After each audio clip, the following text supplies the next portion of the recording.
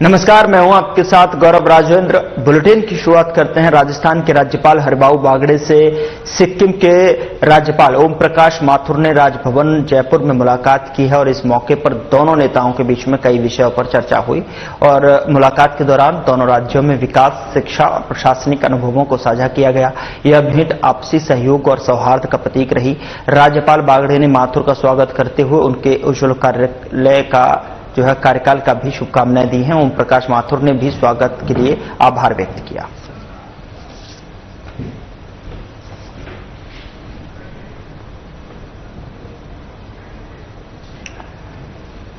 तो राज्यपाल बागड़े से सिक्किम के राज्यपाल ने मुलाकात की है और दोनों के बीच में ये हेल्दी मुलाकात और यहां पर दोनों राज्यों में विकास, शिक्षा, प्रशासनिक अनुभवों को एक दूसरे के साथ में साझा किया गया और बागड़े ने माथुर का स्वागत करते हुए उन्हें उज्ज्वल कार्यकाल की शुभकामनाएं दी हैं।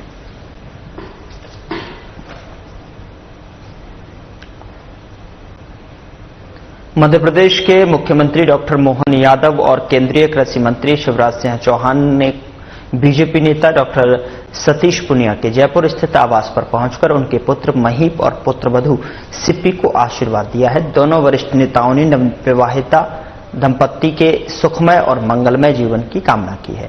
इस मौके पर डॉक्टर पुनिया ने शॉल और साफा ओढ़ाकर अतिथियों का स्वागत किया। उन्होंने बताया कि यह भेंट आत्मीयता से परिपूर्ण रही और पुराने राजनीतिक संस्मरणों को ताजा करने का अवसर भी मिला।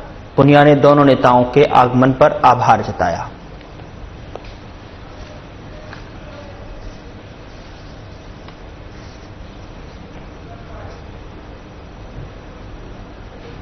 नई दिल्ली में केंद्रीय मंत्री नितिन गडकरी की अध्यक्षता में सड़क परिवहन और राजमार्ग मंत्रालय की परामर्शदात्री समिति की बैठक में नागौर सांसद हनुमान बेनीवाल ने भाग लिया। उन्होंने सड़कों की गुणवत्ता और डिजाइन को सुधारने पर जोर देते हुए कहा कि तकनीकी रूप से बेहतर निर्माण से हादसों में कमी लाई जा सकती है। बेनीवाल ने बीकानेर कोटपुतली ग्रीनफील्ड एक्सप्रेसवे को NHAI से टेकअप कराने का और जयपुर फालूदी प्रस्तावित थार एक्सप्रेसवे में किसानों के हितों को ध्यान में रखते हुए संशोधन की मांग की। सांसद ने भारतमाला परियोजना में मुआवजा विसंगतियों में DPR में भ्रष्टाचार, अयोग्य ठेकेदारों और देसूरी नाल जैसे खतरनाक मार्गों पर सुधार की आवश्यकता जताई है। उन्होंने सड़क निर्माण में पारदर्शिता, जवाबदेही, निगरानी बढ़ाने का भी सुझाव देते हुए नागौर में NHAI कार्यालय की स्वीकृति की मांग की है। सांसद ने दुर्घटनाग्रस्त इलाकों में पुनर्वास और नई परियोजनाओं को शीघ्र स्वीकृति की आवश्यकता दोहराई।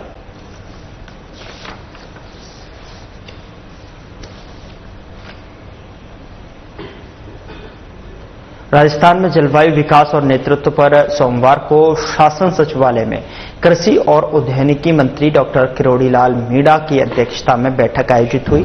मंत्री ने बताया कि राज्य की जलवायु शुष्क से उप आर्द्र मानसूनी है, जिससे पश्चिमी भाग में अधिक शुष्कता जबकि पूर्वी भाग में अपेक्षाकृत अधिक वर्षा होती है। जलवायु परिवर्तन के कारण तापमान में वृद्धि और वर्षा में अनियमितता बढ़ रही है। उन्होंने कहा कि राजस्थान को भारत में 4 सबसे अधिक संवेदनशील राज्यों में गिना गया है। राज्य सरकार जलवायु परिवर्तन से निपटने के लिए प्रतिबद्ध है। राज्य की जलवायु नीति राष्ट्रीय प्राथमिकताओं के अनुरूप बनाई गई है और इसके तहत कृषि, स्वास्थ्य, ऊर्जा और जल जैसे क्षेत्रों पर रणनीतिक फोकस किया जा रहा है। सरकार समयबद्ध और चरणबद्ध ढंग से जलवायु परिवर्तन के प्रभाव को कम करने के लिए प्रयासरत है ताकि विकास को पर्यावरण के अनुकूल बनाया जा सके।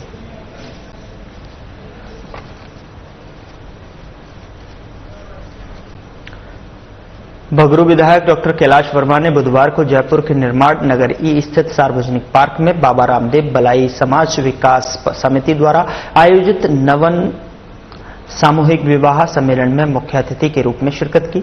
उन्होंने नवविवाहित जोड़ों को आशीर्वाद देते हुए वैवाहिक जीवन के लिए शुभकामनाएं दी हैं, आयोजन की सराहना की है और अपने संबोधन में डॉक्टर वर्मा ने सामूहिक विवाह की महत्ता पर प्रकाश डालते हुए इसे आडंबर रहित सामाजिक सद्भाव और आर्थिक सहूलियत से जुड़ा प्रेरणादायी प्रयास बताया।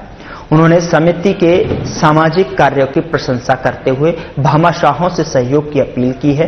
कार्यक्रम में बड़ी संख्या में समाजजन उपस्थित रहे और इससे पहले डॉक्टर वर्मा ने मानसरोवर स्थित जनसंपर्क कार्यालय में जनसुनवाई कर आमजन की समस्याएं सुनी, उनके समाधान अधिकारियों के निर्देश दिए। विधायक की सक्रियता से जो है लोगों में सकारात्मक ऊर्जा देखने को मिली है।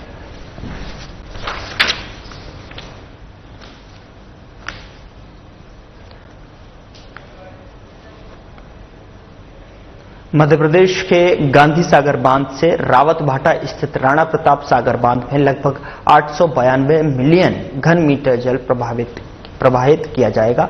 राजस्थान सरकार ने मध्य प्रदेश सरकार की महत्वाकांक्षी पंप स्टोरेज परियोजना के लिए गांधी सागर बांध का जलस्तर घटाने के लिए महत्वपूर्ण निर्णय लिया है। मध्य प्रदेश सरकार अगले सप्ताह से जल प्रवाह कार्य शुरू करने की संभावना है। राजस्थान में राणा प्रताप सागर, जवाहर सागर और कोटा बैराज के जल भंडारण की समिति क्षमता के चलते गांधी सागर बांध से राणा प्रताप सागर में जो है जल प्रवाहित करने की योजना बनाई गई है। यह जल आने वाले गर्मी के समय में जो है पेयजल, सिंचाई और औद्योगिक जरूरतों को पूरा करने में सहायक होगा। जल संसाधन मंत्री सुरेश सिंह रावत ने कहा कि यह निर्णय दोनों राज्यों के बीच में बेहतर जल प्रबंधन और सहयोग को सुनिश्चित करेगा।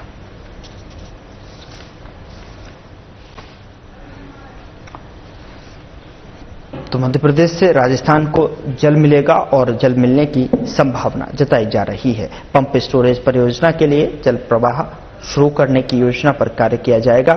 सिंचाई और पेयजल के लिए भी जल उपलब्धता यहां पर बढ़ती नजर आएगी।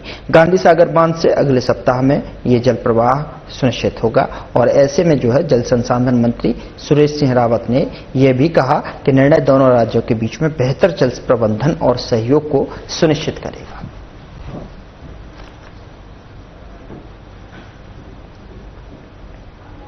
जयपुर में मंगलवार को बीजेपी प्रदेश कार्यालय में प्रेस वार्ता आयोजित कर बीजेपी किसान मोर्चा ने तथाकथित किसान नेता नरेश टिकैत के बयान की कड़ी निंदा की। किसान मोर्चा प्रदेश महामंत्री ओपी यादव ने कहा कि टिकैत का बयान आतंकी हमले के पीड़ितों का अपमान है और यह पाकिस्तान प्रेम दर्शाता है। उन्होंने कहा कि भारत सरकार ने पाकिस्तान से राजनीतिक संबंध समाप्त कर दिए हैं, वीजा रद्द किए हैं और सिंधु जल संधि को रद्द करने की प्रक्रिया शुरू की है। ओपी यादव ने सवाल उठाया कि देश के निर्दोष नागरिकों की हत्या करने वाले देश से सहानुभूति रखने का क्या औचित्य है। उन्होंने कहा कि टिकैत को देश से माफी मांगनी चाहिए और किसान समुदाय को ऐसे राष्ट्रविरोधी बयान देने वालों का बहिष्कार करना चाहिए। किसान मोर्चा ने टिकैत से पाकिस्तान प्रेम के लिए जवाब मांगा और कहा कि अगर इतना ही प्रेम है तो उन्हें पाकिस्तान चले जाना चाहिए।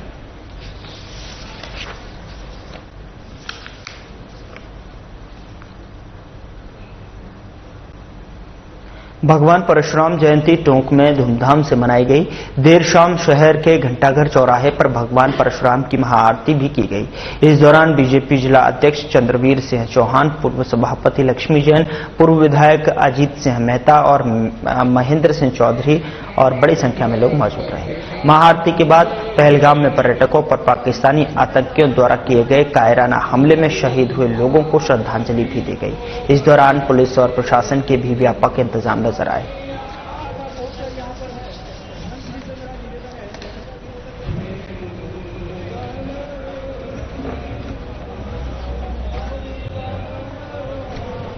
तो धूमधाम से परशुराम जयंती मनाई गई। यहां पर जो भगवान परशुराम की महाआरती भी की गई है, जिसके बाद जो है पहलगाम में हमले में शहीदों को भी श्रद्धांजलि इस दौरान इस कार्यक्रम में दी गई। साथ ही बता दें कि ये महाआरती का भी आयोजन यहां पर किया गया भगवान परशुराम जयंती के अवसर पर। इस दौरान जो है यहां पर पहलगाम में पर्यटकों पर पाकिस्तानी आतंकी हमला किए जाने की कायराना हमले में शहीद हुए लोगों को श्रद्धांजलि भी यहां पर दी गई। माहौल में जब आतंकी घटना इस तरह की जो होती है, सब समाज एक है, हम मानव जाति को मान के चले।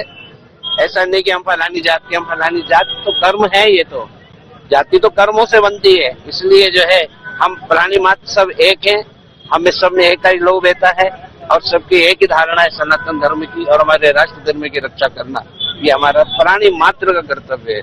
ये बहुत ही राष्ट्र के प्रति एक बहुत ही मंगलमय कार्यक्रम है। ऐसा कार्यक्रम जो है बहुत कई कम अवसर प्राप्त होते हैं ऐसे कार्यक्रमों के, लेकिन ये प्रतिवर्ष का ये कार्यक्रम हमारा परशुराम जयंती का चलता रहेगा और हम परशुराम भगवान से यही प्रार्थना करें कि हमारे देश का हर प्राणी बच्चा बच्चा, चाहे वो पर्यटक के रूप में हो, चाहे वो एक सेना का जवान हो, सबकी परशुराम भगवान हमारी रक्षा करे, तो हमें उनको श्रद्धांजलि देने की आवश्यकता न पड़े। सवाई मानसिंह मेडिकल कॉलेज जयपुर के यूरोलॉजी विभाग ने चिकित्सा क्षेत्र में नया इतिहास रचते हुए एक अत्यंत दुर्लभ स्थिति इंट्राथोरेसिक किडनी से 5 सेंटीमीटर का स्टोन सफलतापूर्वक निकालकर अद्वितीय मिसाल पेश की है। वरिष्ठ यूरोलॉजिस्टिक जो है डॉक्टर नीरज अग्रवाल के नेतृत्व में यह जटिल सर्जरी PCNL तकनीक से की गई है, जिसमें किडनी फेफड़ों और दिल के करीब स्थित थी। CT स्कैन और इंटरवेंशनल रेडियोलॉजी विभाग की सहायता से सुरक्षित मार्ग तय किया गया, जिसके जरिए सर्जरी को एक ही चरण में पूर्ण सफलता के साथ में अंजाम दिया गया। एनेस्थीसिया टीम और समर्पित मेडिकल स्टाफ के सहयोग से मरीज की स्थिति अब पूरी तरह स्थिर है। प्राचार्य डॉक्टर दीपक महेश्वरी और विभागाध्यक्ष डॉक्टर शिवम प्रियदर्शी ने टीम को बधाई देते हुए इसे SMS अस्पताल की गौरवशाली उपलब्धि बताया है। यह केस जल्द ही अंतर्राष्ट्रीय मेडिकल जर्नल में प्रकाशित किया जाएगा।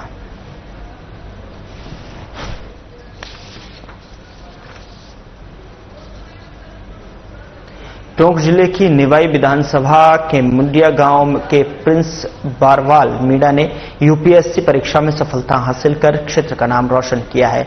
प्रिंस ने अखिल भारतीय स्तर पर 882वीं रैंक प्राप्त की और भारतीय प्रशासनिक सेवा में जो है चयनित हुए हैं। उनकी इस उपलब्धि से पूरे मुंडिया गांव में खुशी की लहर है और टोंक जिले में उत्साह का माहौल। गांव से आने वाले प्रिंस ने अपने दृढ़ संकल्प और मेहनत के बल पर यह मुकाम हासिल किया है। उनकी सफलता युवाओं के लिए प्रेरणा का स्रोत बन गई है। टोंक जिला प्रमुख सरोज बंसल और कलेक्टर सौम्या झा ने भी प्रिंस से मिलकर उन्हें बधाई दी है। UPSC के इस वर्ष घोषित परिणाम में कुल 1009 अभ्यर्थी सफल हुए हैं, जिनमें प्रिंस की सफलता राजस्थान को गौरवान्वित करती है। यह सफलता दर्शाती है कि समर्पण और लगन से कोई भी सपना साकार किया जा सकता है।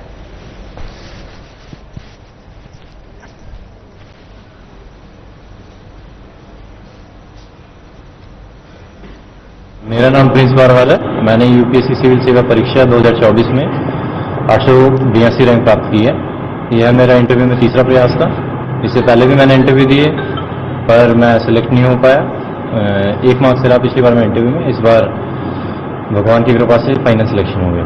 क्या वैसे युवाओं को देना चाहेंगे जो तैयारी कर रहे हैं?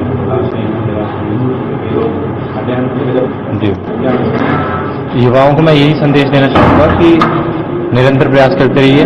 मुझे भी काफ़ी वर्ष लगे, 5-6 साल की कड़ी मेहनत लगी। उसका परिणाम आज मैं सफल हो, उसके परिणाम स्वरूप आज मैं सफल हो पाया हूँ। तो मैं सभी युवाओं से आग्रह करूंगा कि कठोर परिश्रम कीजिए और परिश्रम का परिणाम आपको एक दिन जरूर मिलेगा। निराशा हाथ लगेगी पर अपने ऊपर विश्वास भी रखिए। स्वयं के ऊपर विश्वास रखना बहुत ज्यादा जरूरी है। सर्विसेज के लिए यही है कि जितना हो सकेगा लोगों के लिए योगदान देना है, देश को आगे बढ़ाना है। जहाँ पे भी पोस्टिंग होगी, जिला हो, शहर हो, गाँव हो, हर तबके के लोगों के लिए कार्य करना है और सबको आगे बढ़ाना, साथ में ले जाके आगे बढ़ाना है। आज यहाँ पर स्वागत भी हुआ है आपका, एडमिनिस्ट्रेशन भी था और जिला प्रमुख भी। बहुत अच्छा लगा, इतना आदर सम्मान मिला डिस्ट्रिक्ट एडमिनिस्ट्रेशन की तरफ से, जिला प्रमुख से। बहुत अच्छा लगा, उनका बहुत बहुत धन्यवाद देना चाहूंगा। हनुमानगढ़ कलेक्ट्रेट सभागार में जिला कलेक्टर कानाराम की अध्यक्षता में जिला स्वास्थ्य समिति की बैठक आयोजित हुई। बैठक में स्वास्थ्य विभाग की योजना, अधूरे कार्यों और मौसमी चुनौतियों की समीक्षा की गई। कलेक्टर ने PM आयुष्मान भारत स्वास्थ्य अवसंरचना मिशन के तहत लंबित कार्यों पर नाराजगी जताते हुए संबंधित एजेंसियों पर पेनल्टी लगाने के निर्देश दिए हैं।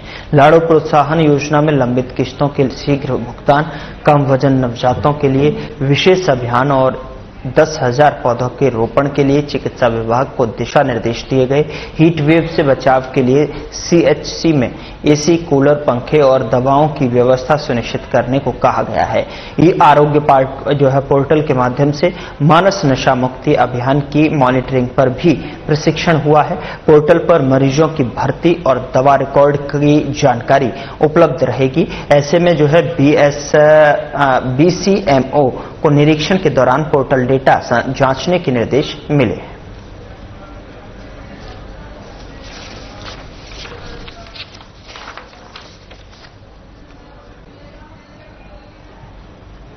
हनुमानगढ़ में रबी फसलों की सरकारी खरीद को लेकर जिला कलेक्टर कानाराम की अध्यक्षता में समीक्षा बैठक आयोजित हुई। बैठक में गेहूं, चना और सरसों की एमएसपी पर खरीद की प्रगति की समीक्षा की गई।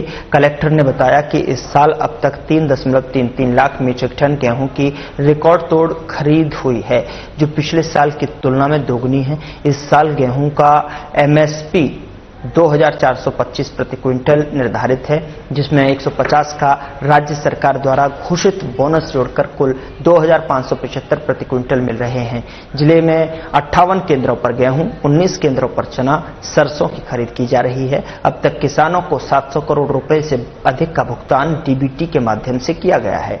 कलेक्टर ने इसे जिले का सबसे बड़ा त्योहार बताया है और समयबद्ध भुगतान और पारदर्शिता को सरकार की प्राथमिकता बताया।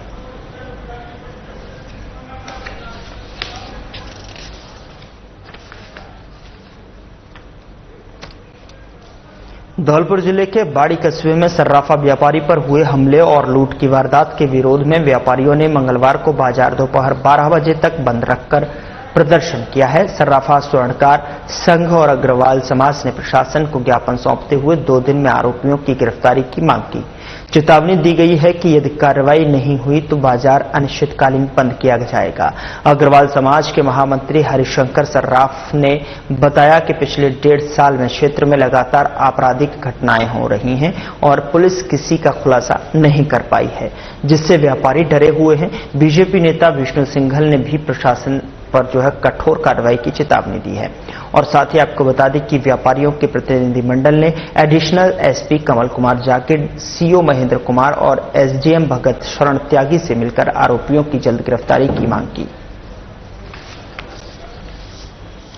सर्राफा व्यापारी अनिल बंसल के जो गोली मारकर उनको थैला छोड़ा के लूट की गई थी, उसके विरोध में ज्ञापन दिया है और एटीएम साहब को, सीओ साहब को और एसएचओ कोतवाल साहब को ज्ञापन दिया है और बताया कि 2 दिन के अंदर ये घटना नहीं खुलती है तो पूरा बाजार, पूरा व्यापार 2 दिन के बाद ठप हो जाएगा और अनिश्चितकाल हड़ताल पे जाएंगे। बाड़ी के अंदर दिन पर दिन ऐसी घटनाएं बढ़ती जा रही हैं। पूरी व्यापारियों में रोष है और सभी इससे डरे हुए हैं और ऐसे व्यापार नहीं कर पाएंगे। हमारे सर्राफा एवं स्वर्णकार संघ के व्यवसायी श्रीमान अनिल जी बंसल दुकान बंद करके अपने घर जा रहे थे तो रास्ते में कुछ असामाजिक तत्वों ने उन पर हमला किया। सरिया और बंदूक से, गोलियों से उनको घायल किया और उनके ठेले को लूट करके ले गए। जिला विधिक सेवा प्राधिकरण टोंक ने बाल विवाह रोकने के लिए अहम कदम उठाया है।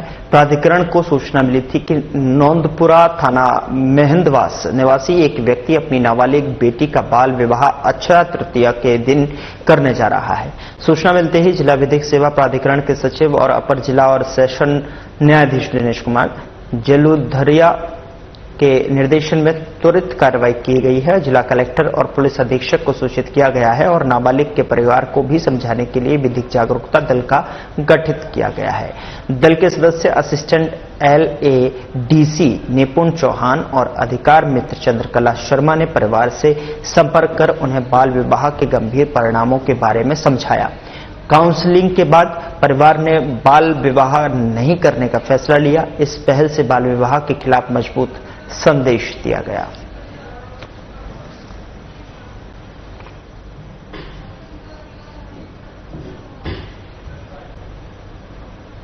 थाना बिछीवाड़ा द्वारा अवैध शराब तस्करी के खिलाफ कार्रवाई करते हुए आयसर ट्रक में धागे के कट्टे बैग की आड़ में चंडीगढ़ और हरियाणा का बना हुआ शराब और बियर परिवहन करते हुए कुल 142 कार्टन शराब जब्त की गई है। साथ ही एक अभियुक्त गिरफ्तार किया गया है और अवैध शराब में प्रयोग किया गया वाहन आयसर ट्रक को जब्त किया गया है। जब्तशुदा शराब की अनुमानित कीमत लगभग 6,50,000 रुपए आंकी जा रही है।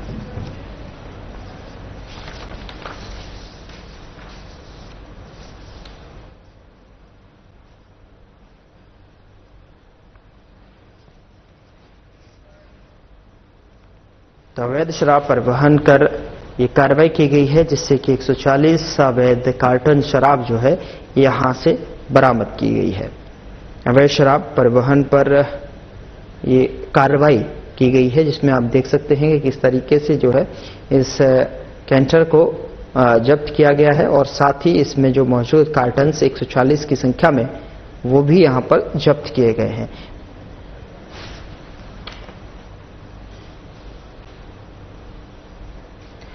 केंद्रीय नारकोटिक्स ब्यूरो कोटा ने अवैध मादक पदार्थों की तस्करी पर सख्ती दिखाते हुए 28 अप्रैल 2025 को चित्तौड़गढ़ जिले के जोजरो का खेड़ा गंगरार क्षेत्र से एक अशोक लीलैंड ट्रक से 405.130 किलोग्राम वजनी 23 बैग अवैध डोडा चूरा जब्त किया है और इस कार्रवाई में 2 आरोपियों को गिरफ्तार किया गया है। यह अभियान उप नारकोटिक्स आयुक्त नरेश बुंदेल के मार्गदर्शन में चलाया जा रहा है। विशेष सूचना के आधार पर सीबीएन कोटा प्रकोष्ठ की सतर्क टीम ने संदिग्ध ट्रक को रोका, जिसमें सोयाबीन डीओसी बैगों के नीचे छिपाकर डोडा चूरा रखा गया था। आरोपियों के खिलाफ एनडीपीएस अधिनियम 1985 की धाराओं के तहत कार्रवाई की गई है और जांच लगातार जारी है। सीबीएन ने लोगों से अपील की कि मादक पदार्थों से जुड़ी हुई कोई भी सूचना नियंत्रण विभाग के नंबरों पर आप उसे जानकारी दे सकते हैं और जानकारी देने वालों के नाम गोपनीय रखा जाएगा।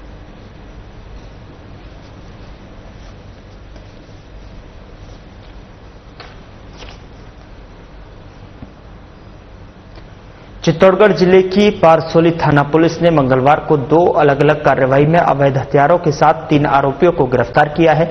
आरोपी वन्य जीवों के शिकार के उद्देश्य से अवैध रूप से बंदूक लेकर घूम रहे थे। एसपी सुधीर जोशी ने बताया कि एएसपी रावत भाटा भगवत सिंह और डीएसपी बेंगू अंजुल सिंह और एसएचओ प्रेम सिंह के निर्देशन में 2 टीमों का गठन किया गया। एएसआई देवीलाल के नेतृत्व में दुगार तिराहा पर की गई नाकाबंदी में आईदान बंजारा को एक नाल टोपीदार बंदूक और बाइक के साथ पकड़ा गया है। दूसरी टीम ने एएसआई गोविंद सिंह के नेतृत्व में सुखपुरा तिराहा पर राहुल कुमार बंजारा और तेजू बंजारा को बिना लाइसेंस बंदूक के साथ गिरफ्तार किया। तीनों आरोपियों के खिलाफ आर्म्स एक्ट के तहत में कार्रवाई की गई है। साथ ही आपको बता दें कि पुलिस टीम के कांस्टेबल शीशराम, मुकेश और रामराज और राजेंद्र शामिल रहे।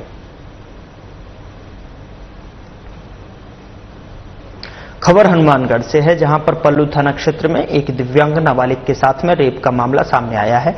पीड़िता के परिचित आरोपी को पुलिस ने 24 घंटे के भीतर गिरफ्तार कर लिया। घटना उस समय हुई जब पीड़िता के परिवार में शोक चल रहा था। 14 साल के दिव्यांग पीड़िता को परीक्षा देने जाना था। वह खुद से चल पाने में असमर्थ है। पिता ने आरोपी से बेटी को परीक्षा दिलवाने के लिए कहा। आरोपी पहले पीड़िता की बहन को उसके स्कूल में छोड़ा, फिर पीड़िता को उसके भाई के साथ में उसके स्कूल छोड़ा। परीक्षा के बाद आरोपी ने पीड़िता के भाई को बहन को लेने भेज दिया और इसके बाद वह पीड़िता को सुनसान जगह ले गया। वहां गाड़ी में उसने रेप किया। पीड़िता ने शाम को घर लौटने पर अपनी मां को आपबीती बताई और आरोपी ने उसे धमकाया और किसी को बताने से मना किया। पल्लू थाने में पॉक्सो एक्ट के तहत मामला दर्ज कर लिया है। पुलिस ने पीड़िता का मेडिकल परीक्षण करवाया। एसएचओ सुशील कुमार के नेतृत्व में पुलिस ने आरोपी को गिरफ्तार कर जेल भेज दिया है।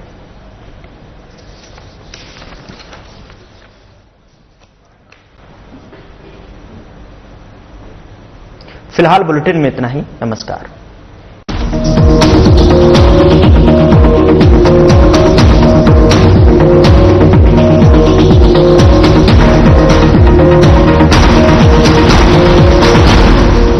क्या रंग